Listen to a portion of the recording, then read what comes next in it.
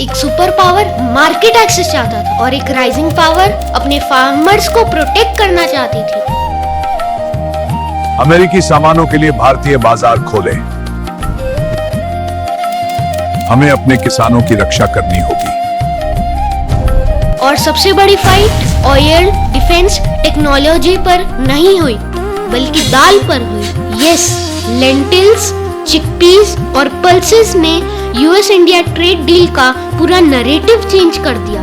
आज हम समझेंगे कि डील के अंदर एक्चुअली हुआ क्या। लेकिन कहानी अमेरिका से शुरू नहीं होती। असल ट्रिगर आया यूरोप से, जब यूरोपियन यूनियन और इंडिया के बीच फ्री ट्रेड एग्रीमेंट की बातचीत अचानक तेज हो गई तो दुनिया को समझ आ गया कि अगला सबसे बड़ा कंज्यूमर मार्केट इंडिया है। और अगर यूरोप पहले डील कर लेता तो अमेरिकन कंपनीज पीछे रह जाती।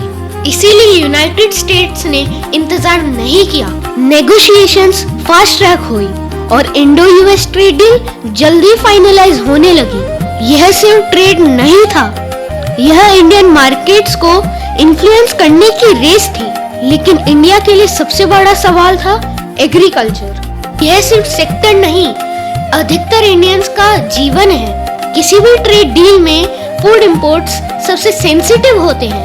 भारत दालों का दुनिया का सबसे बड़ा प्रोड्यूसर भी है और साथ ही साथ दुनिया का सबसे बड़ा कंज्यूमर भी है। अगर फॉरेन से दालें इंडियन मार्केट में आती है तो मंडी में इनकी प्राइसेस गिर जाएंगी और इससे भारत के किसानों की इनकम भी गिर जाएगी। इसीलिए यह सेक्टर नेगोशिएशंस के लिए एक रेड लाइन बन गया। पहले यूएस फैक्ट शीट्स में लिखा गया इंडिया कुछ पल्सेस पर टैरिफ कम करेगा और यही कंट्रोवर्सी शुरू हो गई। देश में सवाल उठे, क्या किसानों की कीमत पर डील हुई? डिबेट तेज हो गई और फिर अमेरिका पीछे हट गया।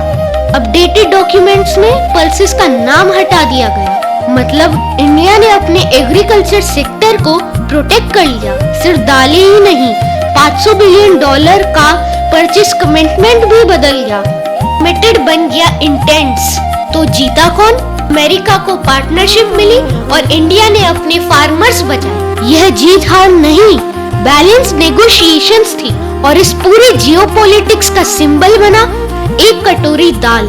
ग्लोबल पॉलिटिक्स हमेशा मिसाइल से तय नहीं होती, कभी कभी रसोई तय करती है। सब्सक्राइब करें क्योंकि अगली कहानी और भी बड़ी है।